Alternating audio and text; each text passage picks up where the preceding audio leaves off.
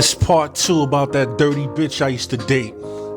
She had an ex-boyfriend, and every time we'd be leaving her house to go to a car, I would see him in his car, parked.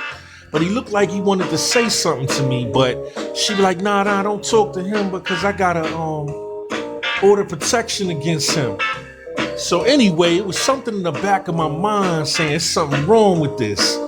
But at the end of the day, I seen him a couple of months later after I broke up with this dirty bitch. He was like, man, I was trying to tell you, man. I was trying to let you know, man, don't date that bitch, man. I wanted to save you a lot of heartache and pain from fucking with her. So he was telling me a story about when they used to date and how they met. So at the end of the day, he was like, he met her at a bus stop. She was going to work because her car broke down. So he offered to take her to work. She didn't want to go, so he asked for the number. She didn't even want to give him that, but she did. They started kicking it. Next thing you know, they started dating. He was like, man, we kicking it. Everything's good. She was such an angel, man.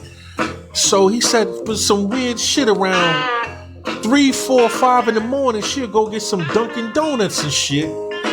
Coffee, whatever. So he was like, that shit is strange. So one day he decided to follow her because she said that she lived at her mother house. But he found out she lived down the block from where he was.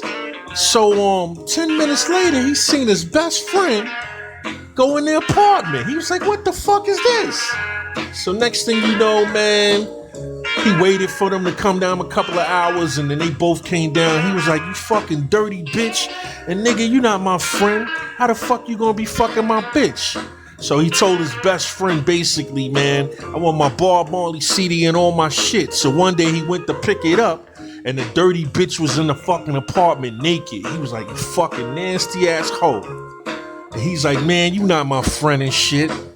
But at the end of the day, when he told me this shit, it blew my mind. He said, man, I was about to be a preacher, man.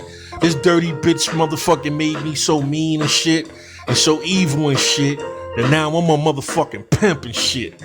I was like, man, that's some crazy shit, man.